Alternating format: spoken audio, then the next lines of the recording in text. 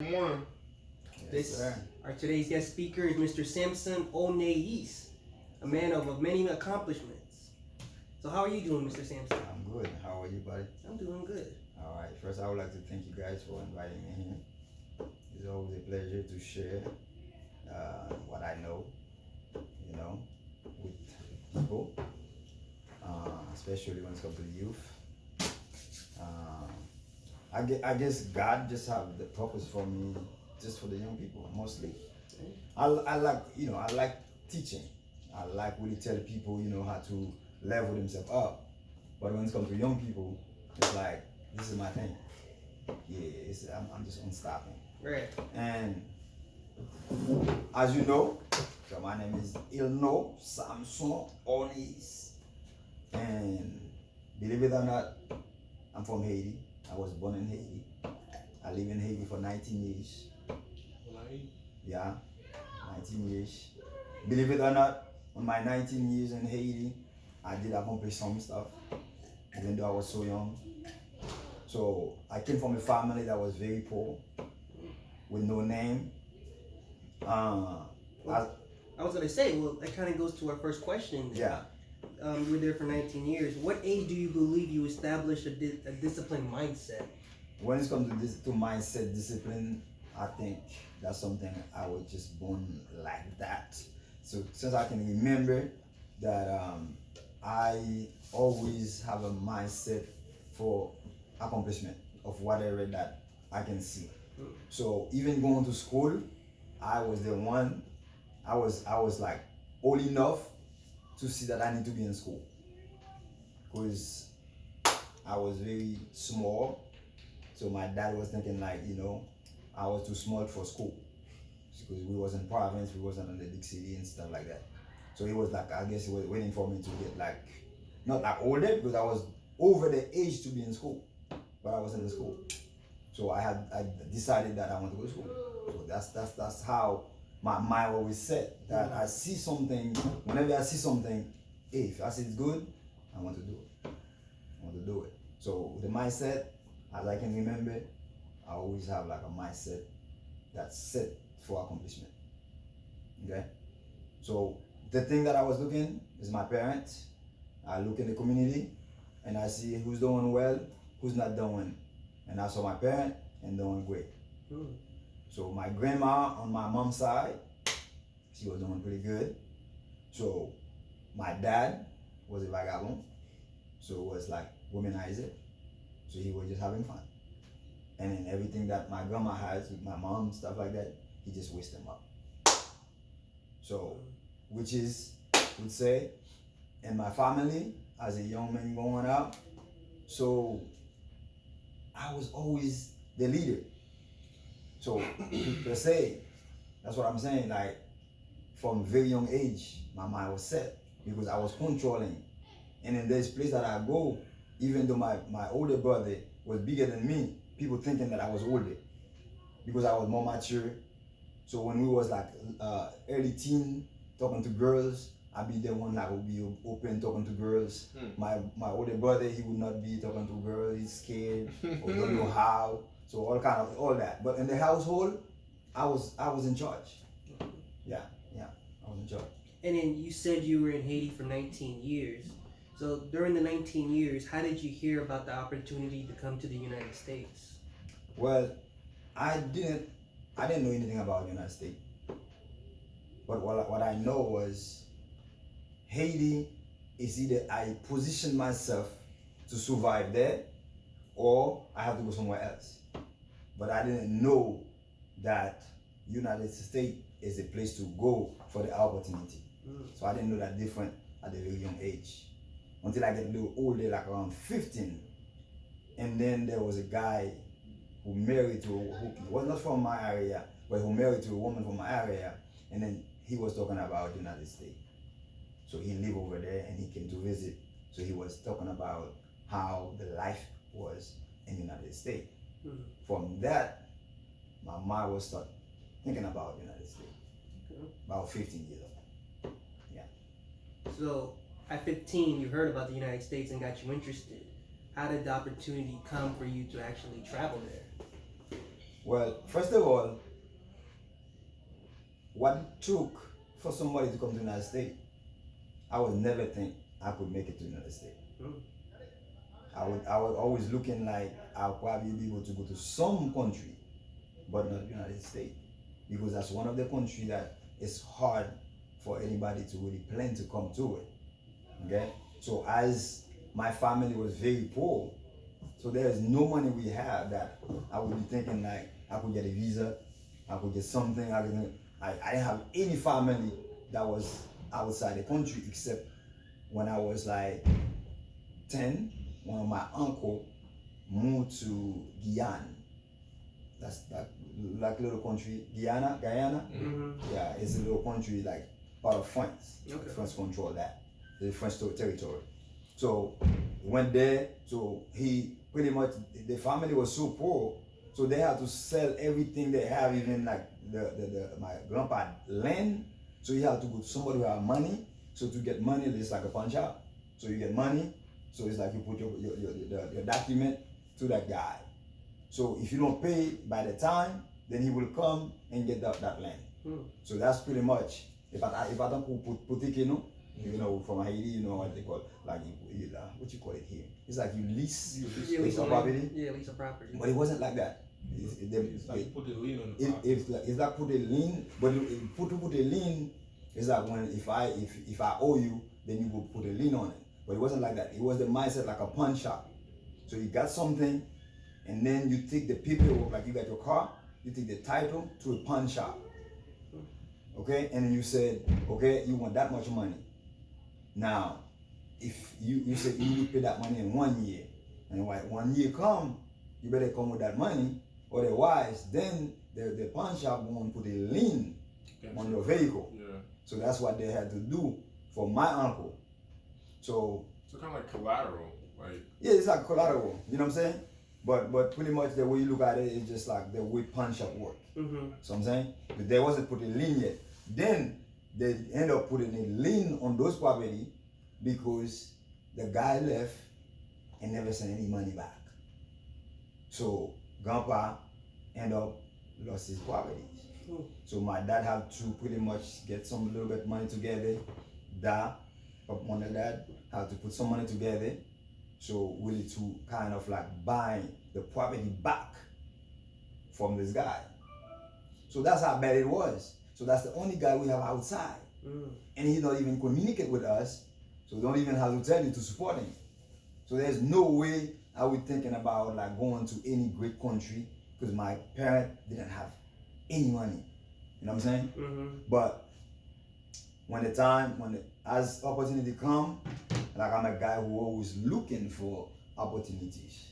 So when I was about like 17, then it's like my parents couldn't pay for education for me, and then I'm looking for doors, I'm looking for ways. So find my way to go to Port-au-Prince, the capital. So my parents didn't have money, and to tell you the truth, even when I want to go to school, I decided to pay for my school, okay? Because I have stuff. I have like goats. I have like chickens. I was raising those kind of things. I don't think that I have cows and stuff like that. I didn't have the money yet to buy those kind of things. But when it comes to goats, chickens, I was raising chickens since I was like 5, probably younger than that. Yeah, I was raising chickens. Mm-hmm. So that's why I was able, when I was like 7, so I paid for my school to the end I was finished. So when I'm about to go to college, not I'm in the college, high school. Yeah. Okay. So because you have to pay for everything over there, as my parent, especially my dad, to just help me with food. That's the important part, because I'm going to leave Ontario and I'm going to the city, which is Tigwag, you know. So I'm going to leave to the city to go to a college. So get there, I'm going to pay for my school and my house, but I need food. My dad said he couldn't do it. So I look left, I look right. I said, you know what? All right, it's okay. So let me looking for other opportunity. And I found another opportunity to go to Port-au-Prince. So for that year, I work my butt off. I raise money, save money. So I get to Port-au-Prince, I start a business. I said, as I'm starting that business, I'm going to raise enough money so I can pay for my school. So I did. That's how I started my way. So as I was doing it, start saving money. As I start saving money, opportunity come. When the opportunity came where they overthrown the president, then they have what they call contact, what people. So people from not my city, but from different city like Lagonav, that was a big thing. When it's come to contact, boat, Lagonav is the name for it. So a lot of people just in Lagonav taking boat, and then it's spread out on the news. Now it's going so big where even people from like Tigwav, other space like Lagonav, I mean not Lagonav, Leogan, and Gonaive, and all these people now that's close to the water, they start doing contact. Okay. So, and then as one night came, I just had a dream. I had a dream that I saw I was like in a big, like a bus. So in Haiti they have what look like those school, not the school bus, the coach bus. Yeah. So I saw like I was on top of one. Just had a dream. I was on top of one because at that time where Port-au-Prince was so crazy, they overthrew the president, so we couldn't stay in Port-au-Prince anymore. So we had to come out on there. So all we do all day just playing dominoes and then go home and sleep. So that's on that time. And then I had a dream and I forgot about it until we started playing dominoes that day, the next day. And then as we playing dominoes, I remember the dream that I was on top of a big coach bus. Then I saw me and Nima. You know Nima? Yeah. So I saw we was on top of that. And then we going to another city called Okai. So we was heading that way. And as we were there, I saw it's not on the ground anymore. It's on the sea. It's like a big boat, like those big ship. And then I saw we heading for Miami.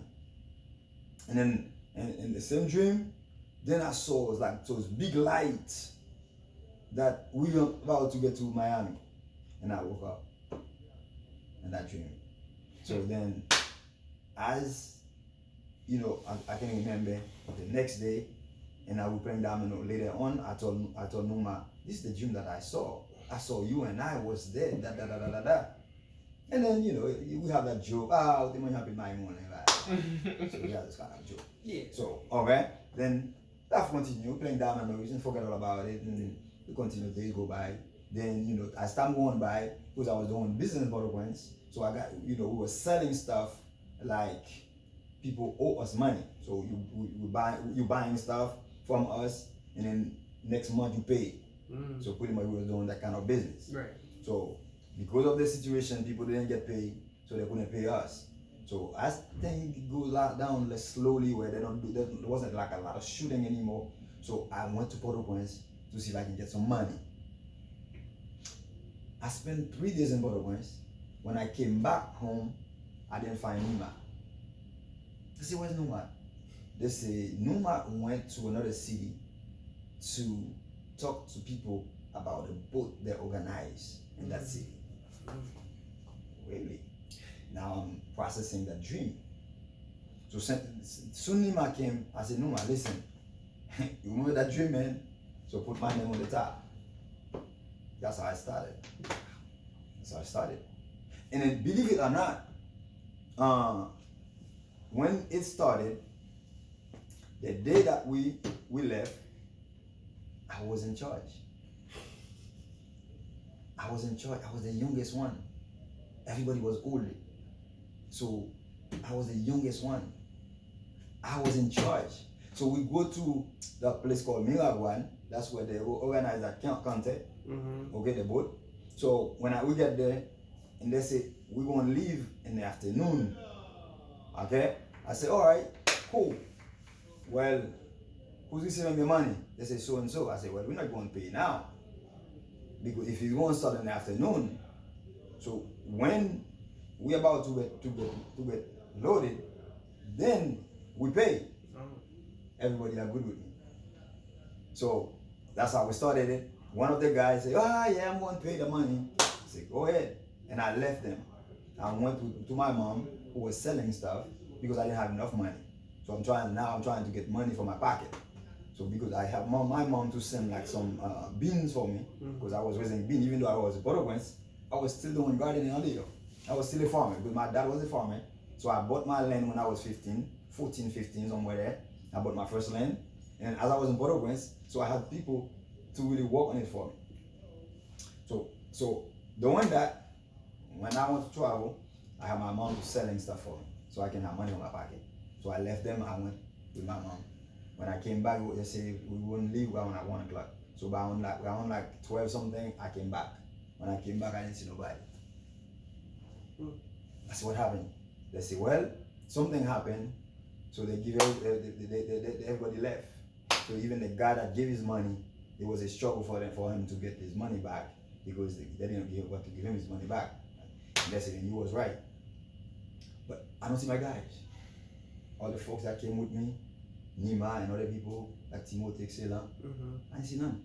So, boom, from that, I rushed go to Nima's sister, who was living in the city. So I'm just like, well, if something happened, then they must be up there. So I run to get up there. When I got there, I saw them already in the vehicle. They're about to take off. Oh man! So left me behind because they couldn't find me. So I run, and then Nima say, yeah. So just like that. So we got on there, and then we decided to go to. They have a plan to go to another destination. Get to another destination. I was in charge again. But they almost left. Just to tell you that.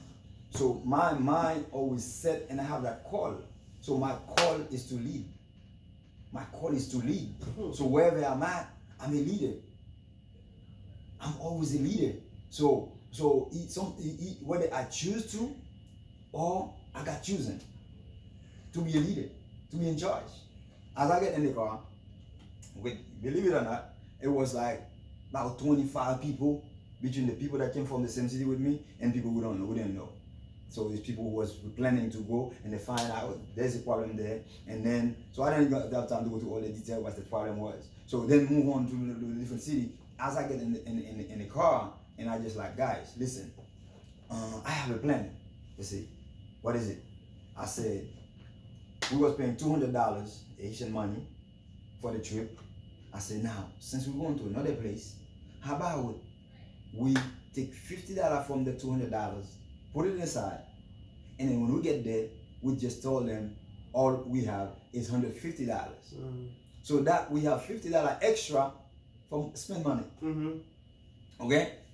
I did that, everybody agreed with me. And as everybody agreed with me, so everybody took the money out. Make a long story long short, got to the place. As we got to the place, so we sat there for a little bit, like Tiguab now, Tiguab. So then everybody kind of like, scattered away to just find something to eat and stuff like that. It was a little early. They're waiting to be dark so that the cop don't know that what's going on, because it was illegal to really form like a boat, to organize a boat, something like that. So it was illegal. So we got to wait at nighttime to do it. Okay? So everybody spread out. I mean, most of them. Numa left. Me and Numa, we always like stick together. We stick together. So when he left, he goes, he got a cousin that live in the city. He went there. And then the time came, it's getting late. So they say, well, everybody bring your money. So we sit in the room, almost that big. It was a lot of people. So everybody looking at each other. So nobody want to be first one to give the money to sign up. I stood up. As I stood up, but when I went to my mom, because she's selling stuff, so she got a lot of like good, what they call good. It's 5 good that $1. So now she have a lot of them. So my money was like piled up because I use all this little one because I don't want keep them so my pocket not too big. So I said I'm going to give that, and then I take those big bills so they stay in my pocket. So my money looked like this.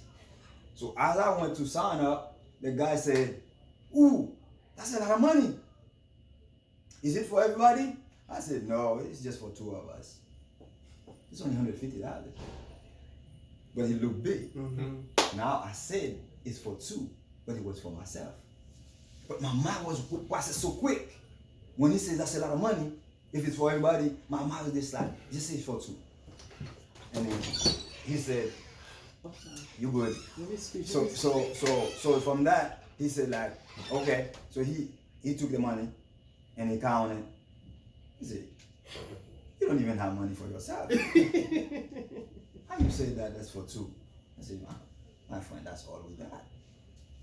That's all we got. But everybody witnessed that because everybody was in the room. I said, but listen, okay, my cousin, he went to his cousin's house to see if he can get some more money. So for right now, just keep it for us. When he come, if he doesn't find the money, then you can give, because he took $100, he was giving me 50 back. Okay? So he said 100 for me. So he gave me the 50 back. He said it's not enough for the other guy. But everybody witnessed that, right? So now everybody went and paid $100. So not only that saved that $50 before, they saved another $50. Another $50. So when my cousin came, I just told him, give me $50. So I had $50 in my pocket, but I had to acting up. So the guy didn't know that, I was playing. So when my cousin come, knew I came, I said, give me $50. He was like, what you doing, man? I said, no question asked. Give me $50. Just to tell you, I was 19. I'm doing all that. It's not like I see somebody doing something. So my mind was processed so fast. And then I'm like, give me $50. So I went and I paid. So short. And later on, you find out exactly what's going to happen.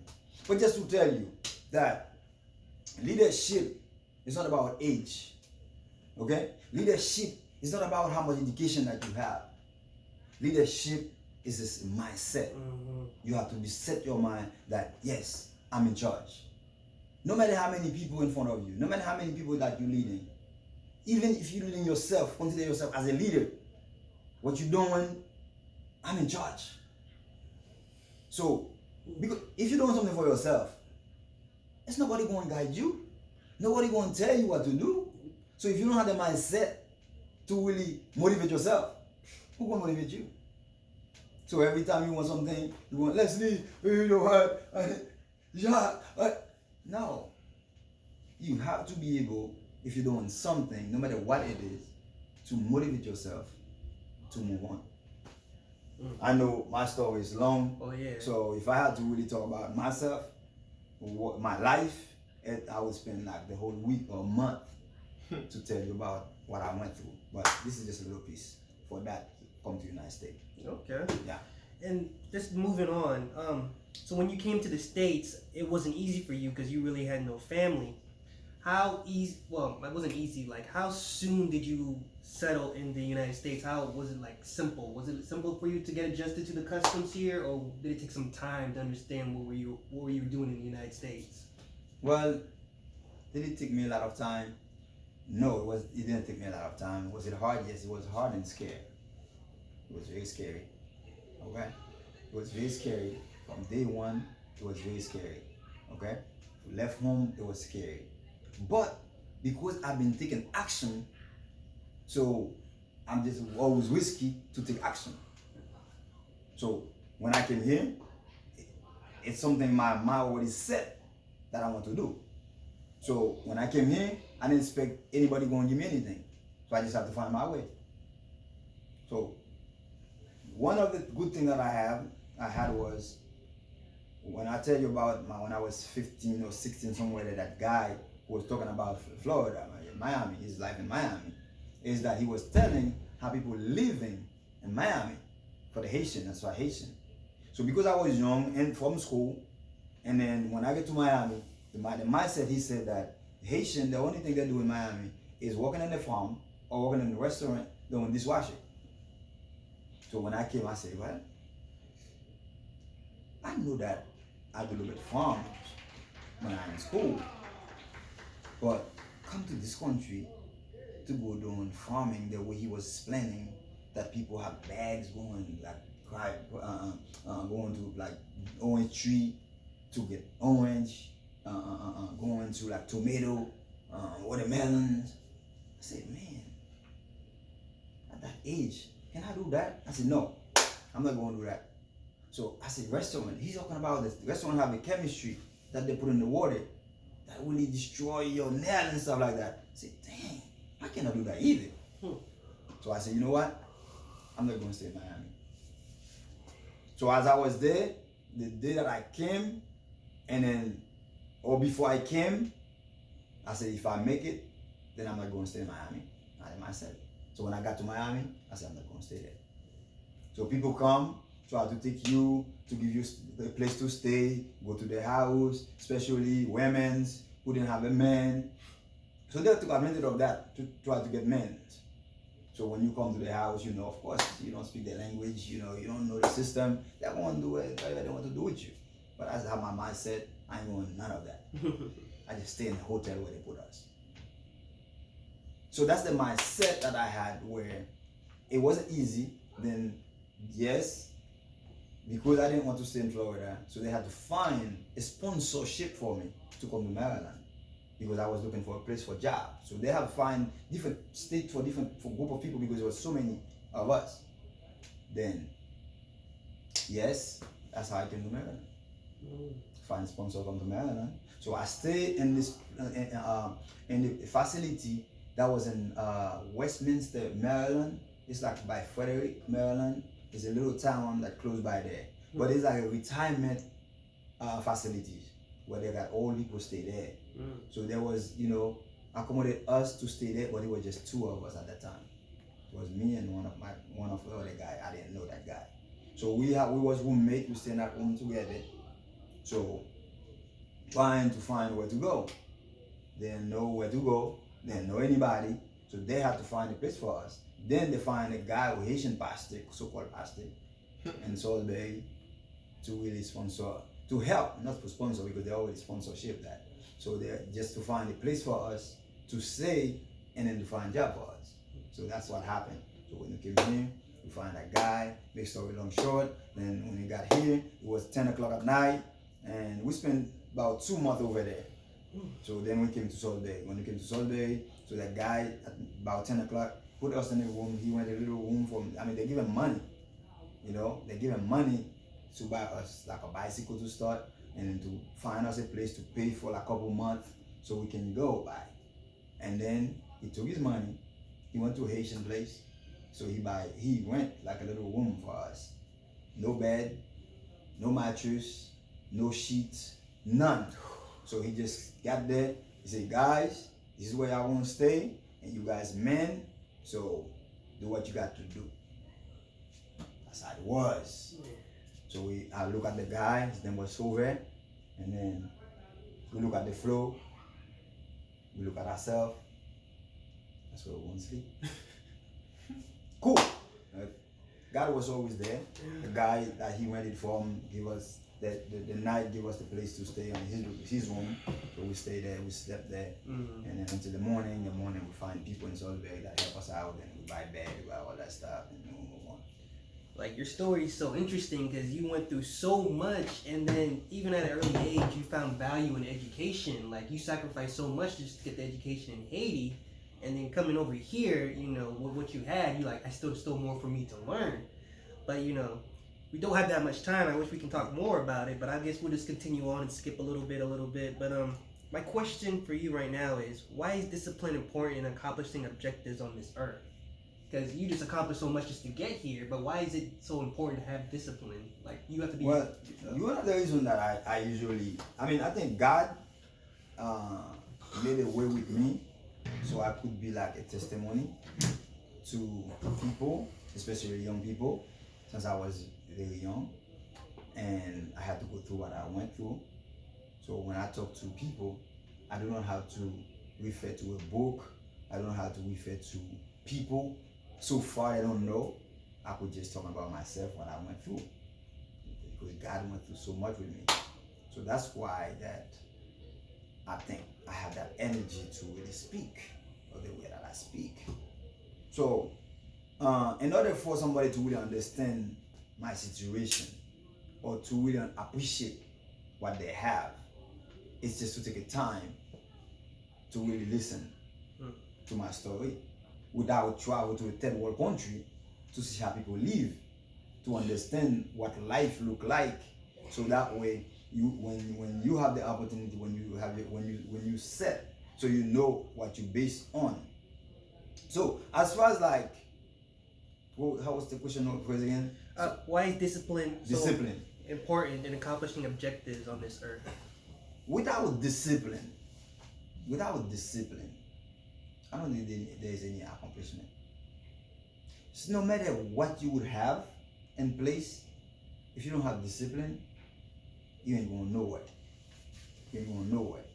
So one of the things that really helped me for the accomplishment of anything is discipline. I disciplined myself where when I came, I have my objective. Okay, my first goal was to speak their language, like you said before, my education. So I came very young, and then when I found out, they say, yeah, you can. I didn't finish high school. They say, yeah, you can go to high school here at that age, since I was still 19. But I had to work. So the first thing I did is find a job. So once I found a job, then I went to Bennett to enroll. So I went in Bennett and I enrolled. Then I came back to the guy who really gave us the transportation to go to work, who was well money. I told him what my plan was. I said, you know how we call them uncle, even you don't know them. I said, uncle so and so. So, since I'm very young and left home, was in school, so education is like top priority for me. But unfortunately, I have to work here because I don't have any support. So this is the plan. Plan is I got to work so I can pay my bill. At the same time, is to go to school. So I already enrolled in Bennett so I can finish my high school, even though, I'm kind of like on the line, of the age. But they give me the opportunity to really get in so I can finish up. So I'm going to school with my work clothes. So when you want to drop the people of his wife and my other partner, so you can pick me up, I'm already have my clothes. When I get to work, I just change. So we was living like little distance. So I was in Fitzwater Street, and if you're familiar with that area, Fitzwater Street going by where they have those new apartments before you get to the boat place, where they build the boat shipyard, whatever. You talking about shipbuilder?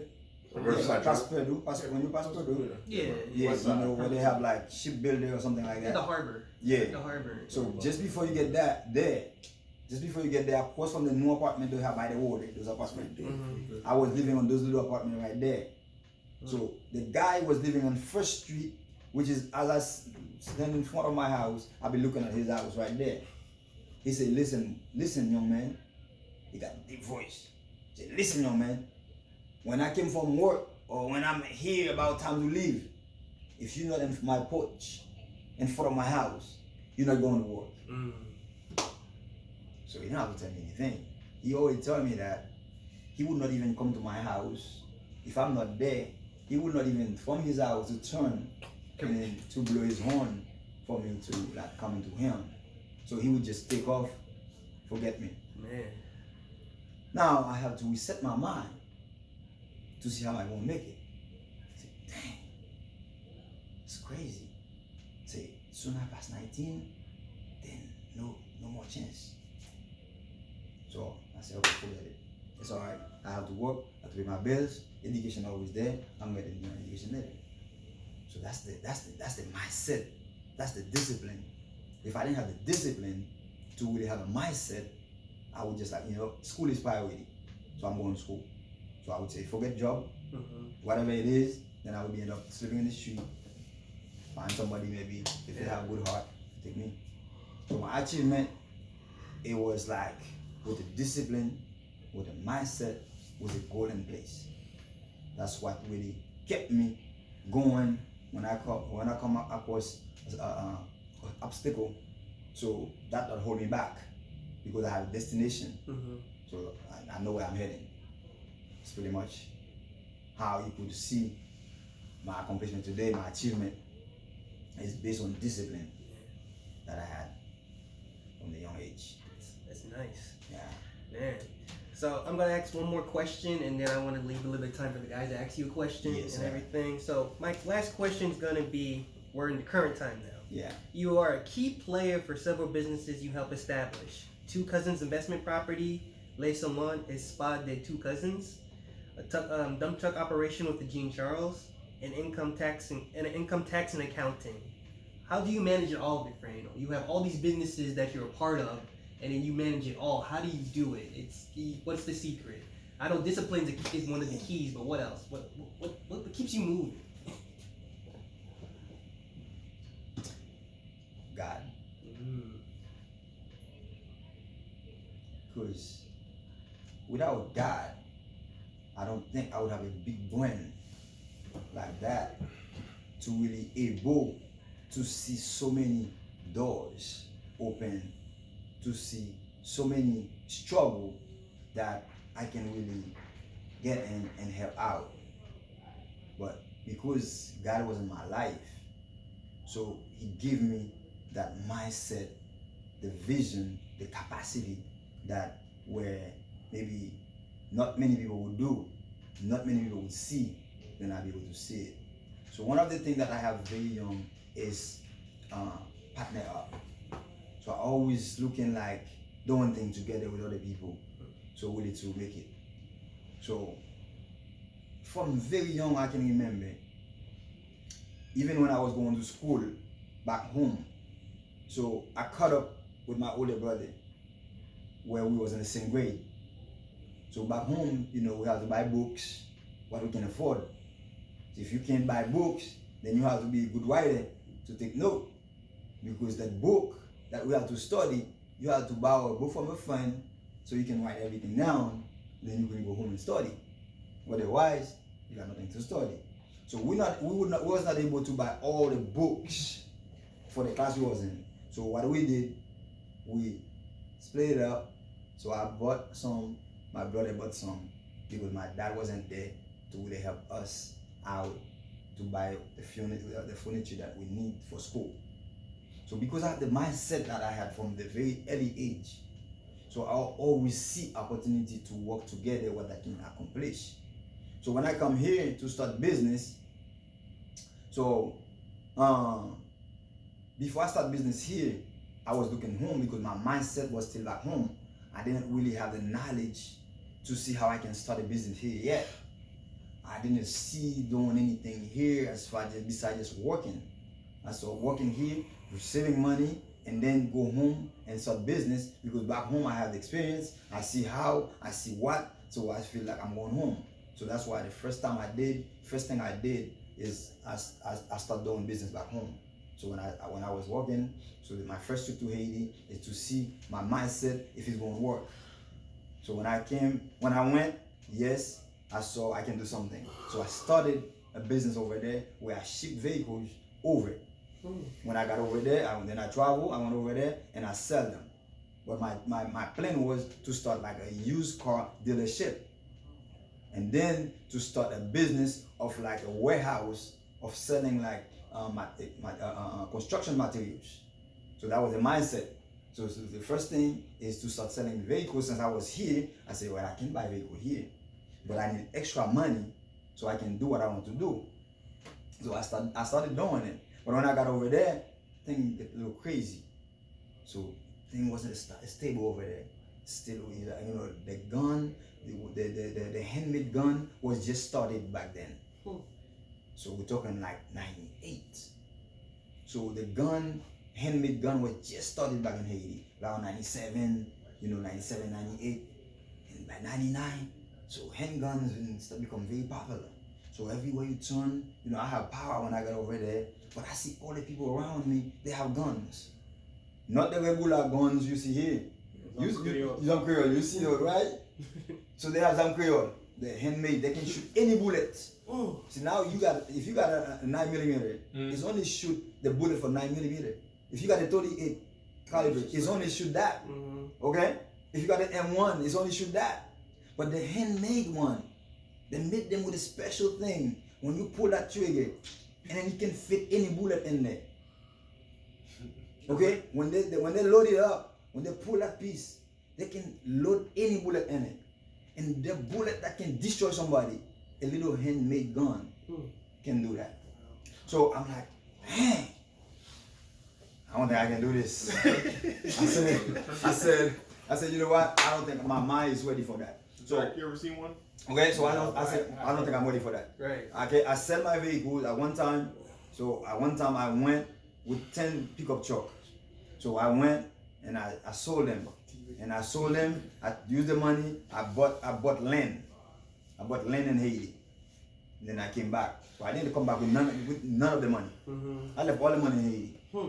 And to this day, I still have like a US account over there with the money that I opened an account over there.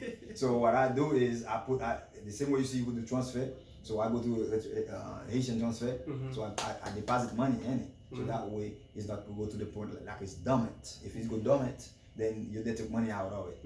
So I always put money in it to keep it going. Yeah. And plus I have a cousin over there I trust. I let him have control on that too, and he adding money on it from time to time to keep it going in case if I forgot. So then I came back. When I came back, that's when I started thinking about doing business here, and then which is the first thing I started doing really is doing like immigration. I started doing a little piece of immigration here and there, doing a little piece of immigration. Then I started helping my cousin in trucking, and as we started doing helping him in trucking, then I started thinking of doing trucking like him too. So Nima. So Nima was the first one who was doing trucking. So then I had my CDL, but I didn't really have trucks. So because my mindset was different than them, my position was different than them, they could save more money than I could because I was like a family-oriented man where I always see my family was very low, trying to really level them up. So my money, I take care of myself, plus I take care of my family. So those guys, the family was in a different position, so they can save more money than I could. So that's how they could do more than I could do at that time. So pretty much that's how I start with the trucking mindset. But because I believe in partner up, so I was trying to do like a big corporation with those guys when it was on trucking, and then to do like a broker, but it was a waste of time. So I fought to the point the guy was in charge. He said, guys, I don't want to be like a big umbrella and everybody fall under me. So everybody needs to spread out and do your own thing. So that's how I started my trucking company. One started his trucking company. Numa had his own trucking company. Then we divided. Where's Numa at? Numa is in Delaware. He's in Maryland, Elton, Maryland. He's pretty much like me to Newcastle or something like that. Oh, so he's up north. He's up north. Yeah. But he's so down great. He was at that time the same way you see Mona now. It was Numa version back then. 2005. That's what Numa. It was all Numa. Then mindset changed, so things changed. But now from 1 to 2 and 3, so my trucking was going really well, very well and stuff like that. Then we have recession hit on 2008. 2008, then things get crazy. So everybody was struggle. So we start losing trucks. All right. So my truck, I bought a couple new trucks with a big payment on them. I couldn't keep up with the payment because it was too much. There was not enough jobs. So I called the bank to take them up. See, because if I didn't do that, I would lose my house. So I look my house, I look everything else, I look my family. I say, what's more important? My mind can always create. So if I lose the company today, I can always create it. But if I lose my house, I don't know how I can buy another one because my credit's messed up now. So I decided to really give up my trucking and then put another strategic plan in place to really keep up what I got. Because at that time, when I about to lose my trucking, I'm looking what I was making, and then to see now, if I'm going to find a job, how much am I making? It's not going to be much because I know what I was paying my driver. So now if I'm going to be like a driver working for somebody, I know that's what my income going to look like. So pretty much that's the mindset. But I had to take action. So that's what I did. And then, and I started that company. So the trucking dropped. Then as the trucking dropped, then I get bigger in taxes. So I start doing more taxes. I start doing more immigration. But I had a fear that I didn't want to open like an office. So I didn't want to open office, and I was like, if I get an office, I don't think I'm gonna have enough money to pay for it. So that's why I never had an office. My office was in my house. Otherwise, I would have an office just like for Shadrach and stuff like that. But I didn't have no coach. So it's just like I have to decide a thing for myself. So the mindset wasn't like do this. Somebody coach you. Yeah, this is how you can do it. So I didn't have that. Which is, if I did back then, I would be big. But I didn't, have the mindset to do that. But anyway, I was doing like, my mind was like, there's a lot of business, so I'm looking at different business. Then that's how I start. As I was doing the trucking, then I decided that not to put all my eggs in one basket. So I decided that to open a real estate company. So I called Monel and Pastor Toussaint, stuff like that. So we do a partnership. So we did a partnership, and then things was going very well. And then the recession came again on the housing. So pretty much. I was 08, right? No. Yeah, 08. But before 08, I created a partnership with those guys. So we bought a few houses.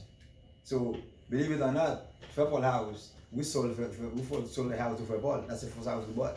Really? Yeah, that house. So that was our first house that we bought. So we bought it, in bad shape, but we didn't know what was doing. But God was with us. So we bought it in the price where we make the repair. We made the repair on it. We put money together to start it up, and then we put money together to fix it up. So then we sold it.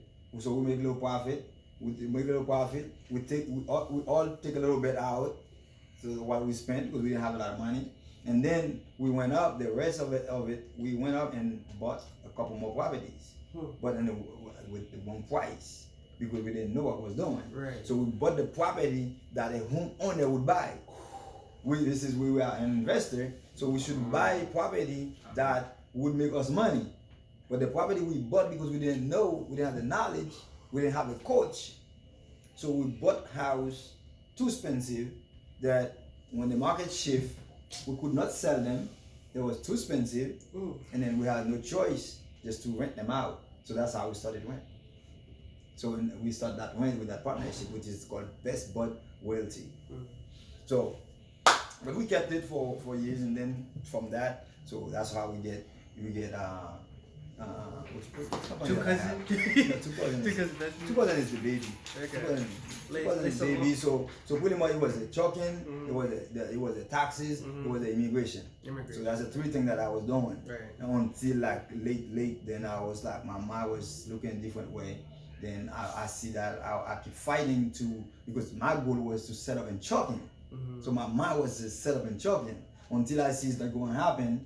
So when I see it's not going to happen, and then I'll say, you know what, my mind is focused in different things, especially when it comes to real estate. That's something I see that I love. I see that I'm attached to that. So you know what, I'm going to real estate.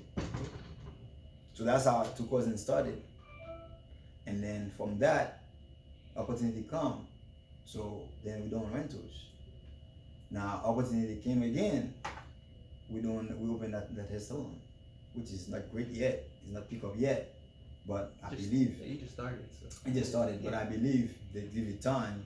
Each business not progress the same way. No. But anyway, to run those business, it's not easy. It's a lot of challenge. It's a lot of work. A lot of sacrifice. The honest truth, it's really good to have your own business, but it's more challenge than when you work with somebody else. You have the freedom that you can go whenever you want to go. You can quit whenever you want to quit. You can go home whenever you want to go home. You can stay in bed whenever you want to stay in bed. But it's more challenge because you are the one who have to make decision. You the one who have to think for the business. The business cannot run itself. When you work for me, I do all the thinking. So all you do, you come, you get an assignment, you do your assignment, and you go home. But the guy that behind the scene is the guy that doing all the work. So when you start doing your business, it's one thing you have to think of. Okay. Yeah. Wow. I know it's 11 o'clock and we got a few minutes, and then I know they're gonna start praise team practice too. So we'll let the guys ask me a few questions if you got a couple more minutes and stuff and everything. Cool. But I think I have my personal question I want to ask you just from everything you just told me. So is it better to be a sole proprietor or have a partnership? Because it sounds like for you, it's like a sole proprietor, you get more of the decision. Which is with a partnership, you got to make sure you ask the other guy, like, hey, are you cool with this and that? And sometimes they can drag their feet when making the decision. So personally to you, what do you feel is better, a sole proprietorship or partnership? Well, it depends. It depends. It depends. First of all, partnership, it's a little bit more challenge than sole partnership. when you by yourself, so you're the guy who just make your decision. You do not have to really contact each other about decision making. Mm-hmm. But when you have a partner, everything that you do, you have to contact your partner. And then the most challenge about partnership, when it comes to Haitian, most Haitian don't know how to do business. Facts. So that's the most challenge part. So that's why you see a lot of Haitians, they just doing their own little thing. Mm-hmm. And unfortunately, even though they're doing their own little thing, they don't really get the knowledge that they really need to equip to really better themselves, get the education they need to get, the training they need to get in order for them to really like and expect of what they're doing. So luckily, there are a lot of the Haitian business. It's a business that doesn't take much. Like for example, the convenience store. Mm-hmm. The convenience store doesn't take much. People just come and buy. But believe it or not, those convenience store, people that are working in there, if they want, I know the convenience store owners, they have the mindset not to pay people. Mm-hmm. Okay? They find people that be working like be coming here illegally, you have no people, Mm-hmm. so they can pay them the very minimum. Mm-hmm. But guess what? If these people wanted to steal from them, they would lose a lot, double, triple money than if they decided to pay them where they could be honest with them. Right. Right? They don't have no inventory. They don't know on a daily basis what sell, what's not selling. Mm-hmm. They don't know how many they sell. When they go buy, they only know that they bought like 10 cases of mango. Mm-hmm. Now if somebody come, they just buy like 2 cases of mango, they saw that. But somebody come, they buy 2 mangoes. They buy 3 mangoes. At the end of the day, how many mangoes they sold? They don't know that. So they don't take time to really understand all that. But because they're by themselves, even if they lose a little bit of money, they don't feel it. But if it was partner, the money would have to split up, then they would feel it. So yes, I think it's a little bit easier to manage by yourself than when you have a partner, but you can do more with a partner than by yourself. Okay. All right, guys, go ahead. Oh yeah, so that thing you was explaining about how you and the other guys you was thinking about how y'all all should come together and do one business in that. So when you was explaining that, that's the reason why like every person with their own truck business has their own truck business. Yeah, I mean the reason everybody has their own truck business, yeah, is because the idea that I had were to to form like a big organization, corporation, yeah, or what you call like a broker. Mm-hmm. It wasn't working. So even some of those guys who have their own truck, when they bought the truck, they didn't want to be independent. They want to be with us. But because the mindset wasn't there, so they have no choice but to do their own thing. Yeah, because everybody keeps asking that question, asking why everybody just doesn't do one corporation. Yeah. I'm like, there's no unity on that. Do you think it's more of a culture thing? Because like even with Americans, you know what I mean? Like they can be greedy, they can be this, whatever, but like when they know that they can make more money working together, they put all that stuff aside and then they come together. You know what I'm saying? And that's why I feel like they have so much control now because they're able to come together and I guess with a common interest, but as Haitians, I really haven't seen that in a lot of Haitians that come together. Lack of education. Mm-hmm. Lack of education.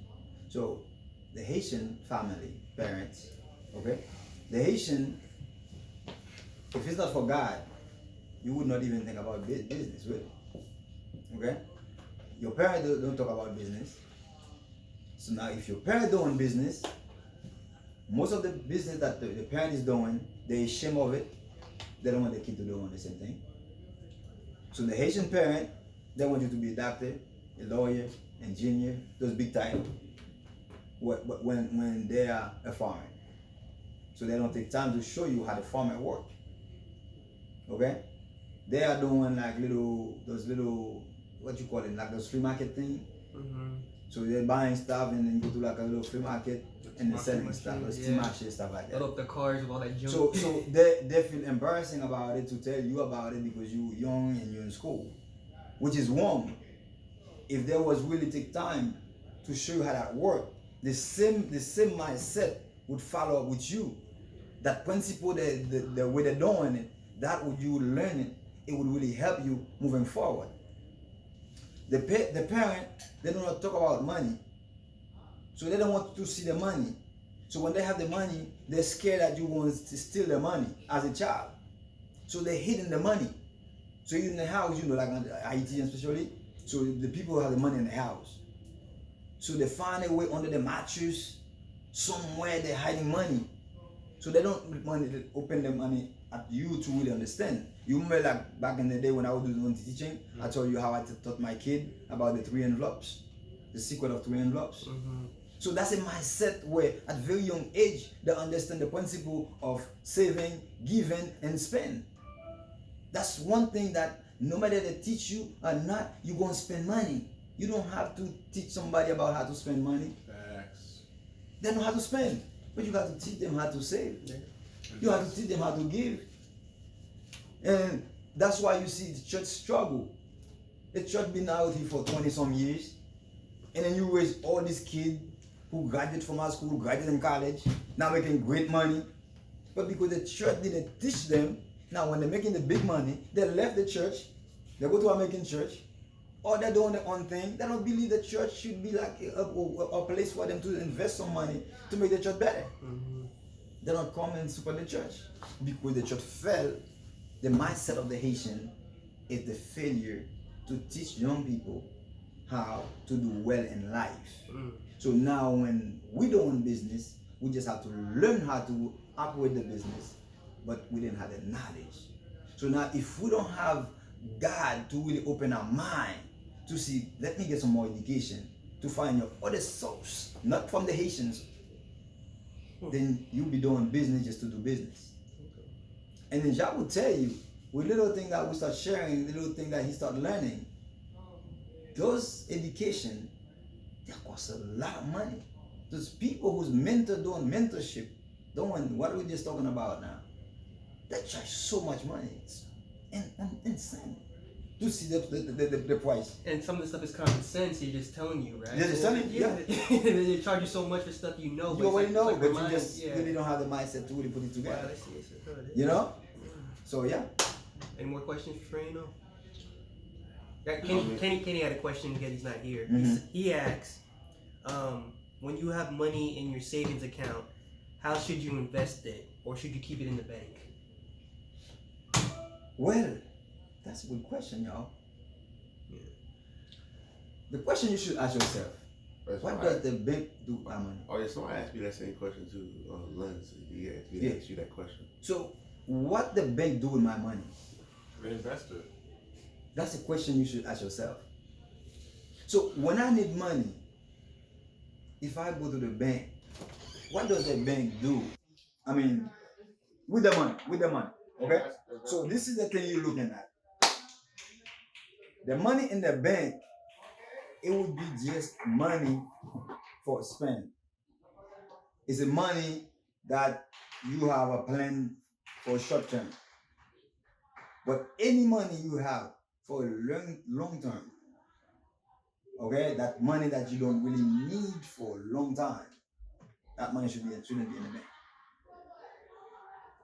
If it's in the bank, you would have to find where they give you like a little bit more interest than just let it sit to saving, what's called saving.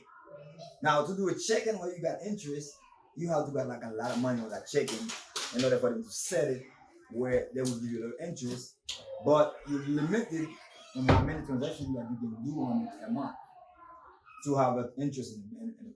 So, which is the answer is, if you can find a way to invest your money, it's to invest your money. Yeah. Other thing is, Haitians love to borrow money. They love that. To borrow money from the other Haitian for nothing. That's true. Okay? Even the bank gives you like a little penny, but if your money is sitting in a saving account, so for that year, if you got $10 on it, it's $10 extra you have with money. But if you put that money in my hand, and then I spend 2 years with the money, and then you have $5,000, I give you $5,000 back. That's a waste of your money. That $5,000, if you invest into something that 2 years later, it would be something different. So that's why from day one, I can remember when I stopped really doing my company, I caught the line of lending people money. So somebody want to borrow money, go to a bank. Anything I lend somebody, it's something that I don't care. If you pay back, I don't care. You want $1,000? No, I don't have $1,000. If I could give you 200, I give you 200. If I can give you 300, I could pretend that I lend you 500. But believe me, in the back of my mind, I don't believe you're going to give it back to me. And I don't care. But I know it's only one time. One time. It's only one time. Because once you don't pay back, you ain't get nothing. Well, thank you for that. Yeah. No problem. So y'all know I'm still here whenever.